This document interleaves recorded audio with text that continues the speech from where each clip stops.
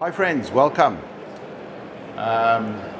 We have a good audience, I think, and I hope that we can use the time best to share advice and consultancy towards having more energy efficient buildings. So thank you, Sam. My name is Ismail and I work with Alfa Laval Sweden and with gasketed plate heat exchangers. And you see gasketed plate heat exchangers on the screen there on the bottom right. And we're not going to talk about Alfa Laval. We're not going to talk about plate heat exchangers. We're going to talk about a common problem with all HVAC systems, and that is calcium carbonate. So what is calcium carbonate, friends, is very much to say that it is the devil, it is the evil of energy efficiency. So what we have is this calcium carbonate is very much what you have in hard water, and you get it at the bottom of your kettle at home, right?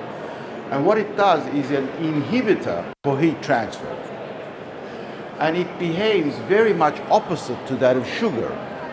So where you have sugar that melts faster with higher temperatures, you have calcium carbonate which comes out of solution and precipitates at higher temperatures. So it's opposite to that of sugar. Under 40 or 50 degrees Celsius, what you see is that calcium carbonate is invisible. It's in water and you cannot see it. It doesn't cause any problems. So you can see that the challenge that we have with calcium carbonate is 1 millimeter coating of that stuff that's on the bottom of your kettle at home is going to cause up to 20% losses in heat transfer with your chiller. Same with your boiler. And the common thing with chillers and boilers is that's where calcium carbonate finds the hottest temperature. So we go to the next slide. Where does it come from? Where does it come from into the system? It comes from the open cooling tower. So what happens? Cooling tower, water evaporates as it reduces temperature. However, minerals in the cooling tower water do not evaporate, they accumulate. So you can say that, okay, what we are doing is we are making up water to our cooling tower with soft water. However, what happens is over 6 months and over a year, that amount of calcium which is in the water, it accumulates to double or triple the concentration. Now, this calcium is attracted by heat. If we keep the calcium under 30 degrees Celsius, it doesn't cause any problems. But wherever it sees heat and the hottest temperature, it will just hook on. It will be like a magnet, and the more the heat, it will bake solid. So our devil in disguise is this calcium carbonate. As you can see, it has major problems with chiller condensers, because the chiller condenser is where you see temperatures of 80 or 100 degrees Celsius. That's the hottest loop the hottest point in the loop that you have in a HVAC system. So what is the precaution that many companies take where they have a water-cooled chiller? The idea is to remove this calcium to save electricity. Because what the calcium does, because it accumulates on the tube surfaces, it is a resistance to heat transfer and it lowers the COP of the chiller. A lower COP means higher electricity costs. So chiller condensers are cleaned almost every year because to save electricity.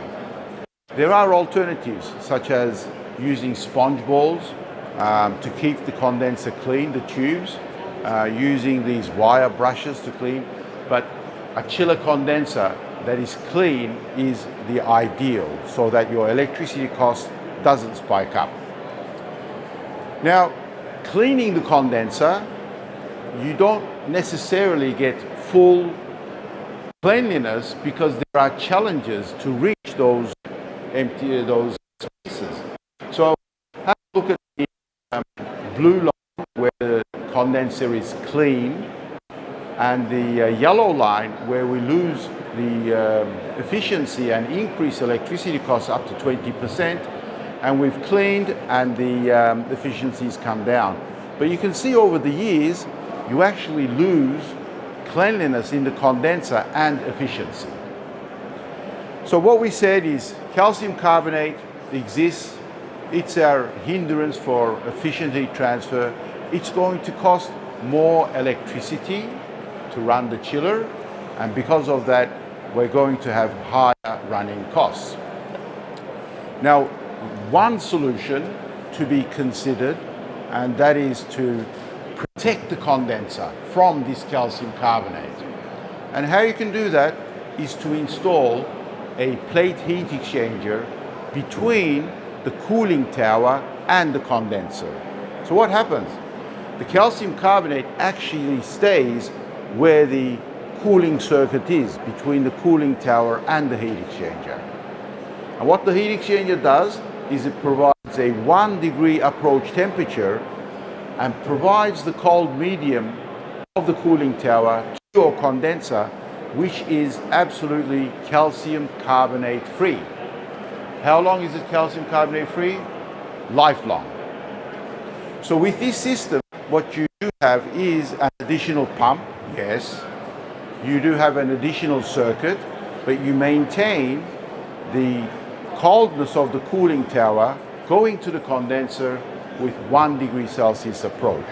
So it is a win, and it is a efficient way, and the return on investment of such a system, including a heat exchanger and including the pumps, the capital investment cost is usually under 2 years.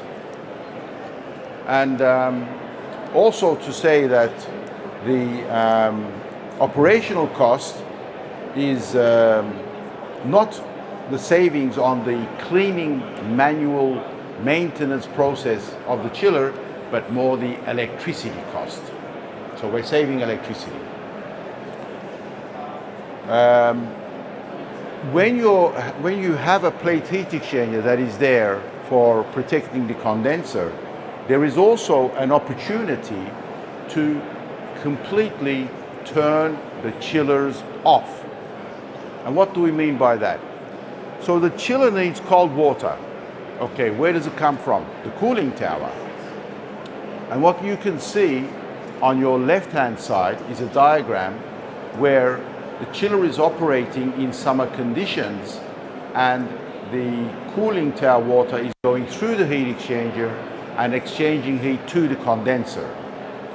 But in winter conditions, when your cooling tower water is 6 degrees, 8 degrees, maybe days like this, maybe 4 months, 5 months in UK, when you have cold temperatures, you can certainly turn the chiller off. And by turning the chiller off, you have the function of the chiller being implemented from the cooling tower. So you don't need to have the chiller. Now, this is a bigger saving than the condenser protection. So if we have a look at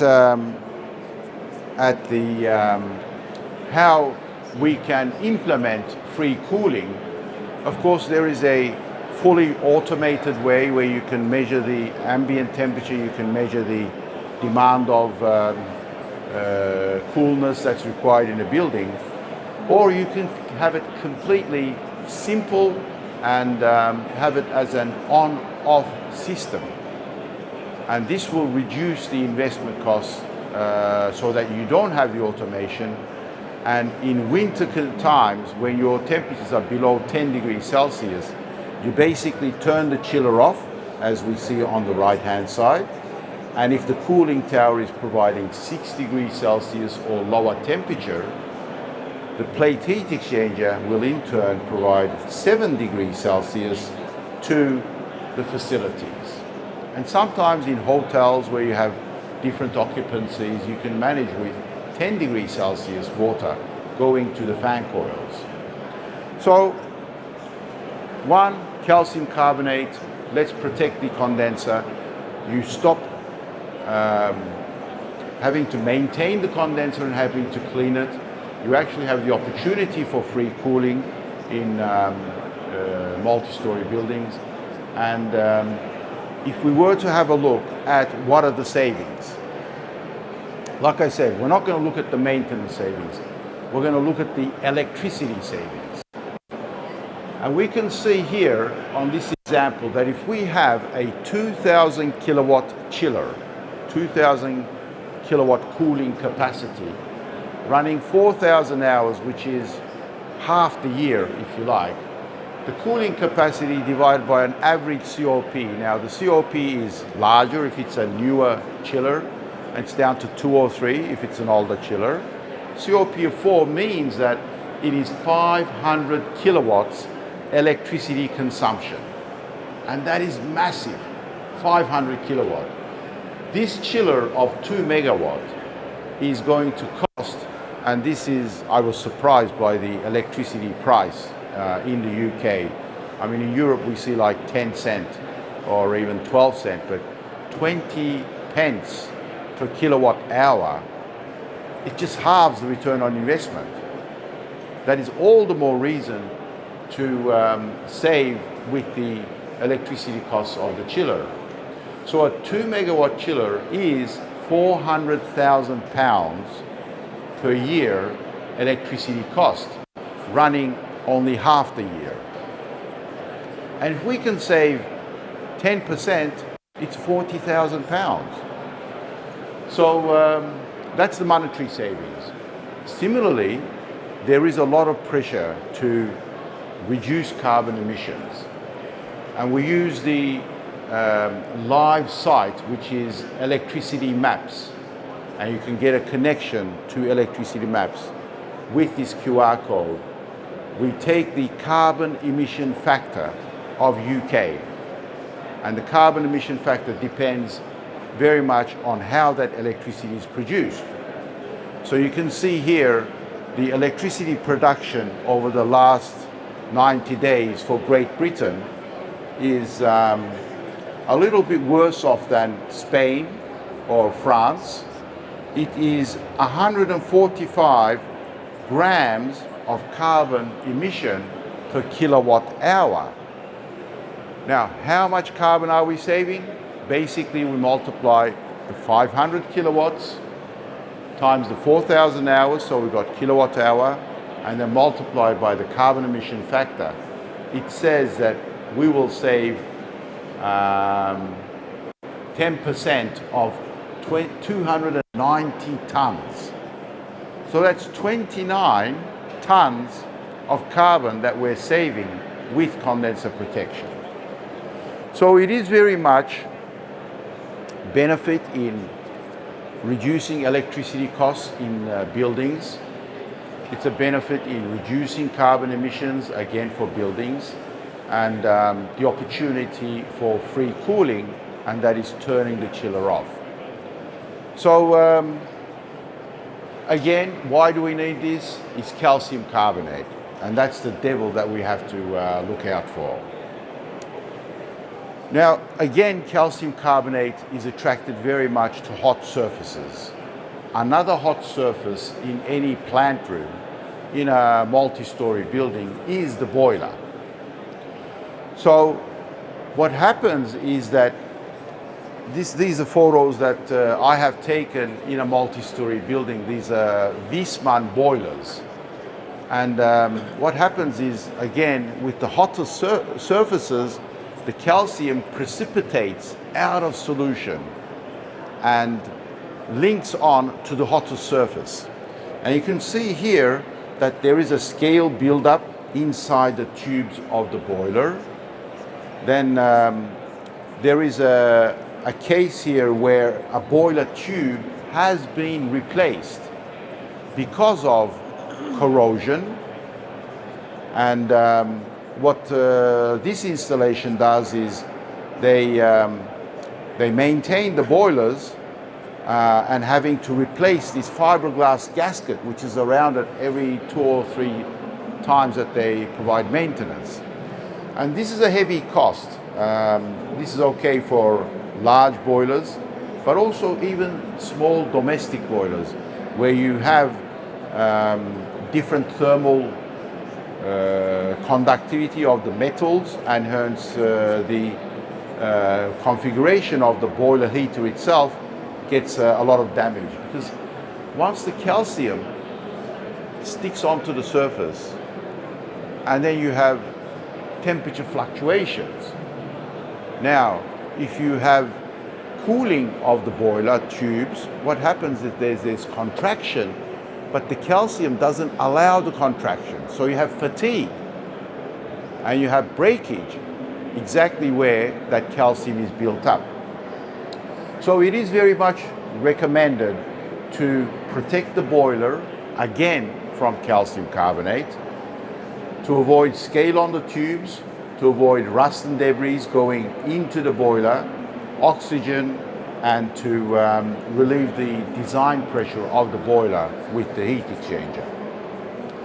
Simple. I mean, this diagram is very good. It shows basically on the right your mobile phone, and left of that is the cover that you use for protection. Boiler on the right, the plate heat exchanger acts as a protection. And the investment price of such a boiler is, let's say it's 40,000 euro, the plate heat exchanger is only 10% of that. So it is a protection for against calcium carbonate that can come from the system. So we have to be aware of calcium carbonate. We have to be aware of the problems that it causes and try to minimize the effect on not only the maintenance needs, but possibly corrosion and fatigue, and also the electricity costs going up due to inefficiencies caused by calcium carbonate. And the final saving for multi-story buildings or facilities such as hospitals and hotels is really very much to preheat the boiler feed water with a hot source such as cooling tower water. And this is a fine example, I'll let you have a look at it here, which has been implemented on various installations, and that is where you have the cooling tower water returning. It's picked up the heat from the condenser, it's picked up the heat from the building, and it wants to release the heat to the atmosphere with the cooling tower water. So what we're doing is, before the hot fluid is going back to the cooling tower, we are taking a bypass to a plate heat exchanger and cooling that water, at the same time preheating the boiler feed water. And what that does is, if you're using gas to heat domestic water from 10 degrees up to 60, now the gas is only used to heat the water from 30 up to 60. So basically you are halving your utility costs in terms of gas and fuel. So it is a very popular application, but remember, it's where facilities require a lot of domestic hot water, and that is by domestic hot water I mean facilities like hospitals, hotels, military installation where there's public places to preheat the domestic water. So of course it does have a lot of benefits. You save on the fuel costs, and the cooling tower has less water going to it, so you you reduce the load on your cooling tower. You have less evaporation on your tower. You reduce water treatment costs and chemical dosing and electricity costs with the fans, and less makeup water used with the cooling tower. And that's a photo of an installation that we have. So final slide. Yes, it is. Basically sum up, and that is calcium carbonate. We have to be aware of it, we have to be familiar with it, and we have to understand the behavior. And the behavior of calcium carbonate is it will be silent and it will be invisible at 30 degrees Celsius. And you turn your tap on and you fill a glass, it's there. It's dissolved. But it will only come out once you put it into the kettle and once you start bringing up to 100 degrees Celsius. And then it will attach itself to the hotter surfaces. So you save by protecting the condenser electricity, because it is also the 1 millimeter coating of calcium carbonate is an obstruction for efficient heat transfer. We don't want it in the system. Similarly, free cooling, if you're protecting your condenser, you can turn the chiller off, and the UK is perfect for that, because you do have longer periods than the south of the globe, if you like, in terms of savings. We discussed about protecting the boiler, again from calcium carbonate, saving fuel and maintenance costs, and of course save fuel with the preheating the boiler feed water. And yes, this is the final slide. Thank you, Sam, for the hint. Just a minute to say, I am from Alfa Laval, and I'm here supporting our partner CEM, and they're at stand F30. Is that correct, Ron? B for Brown 40. So if you have any further questions, please visit the stand, and we're happy to answer any questions that you have. And remember, calcium carbonate, we have to manage it, we can't avoid it. So thank you very much, everybody.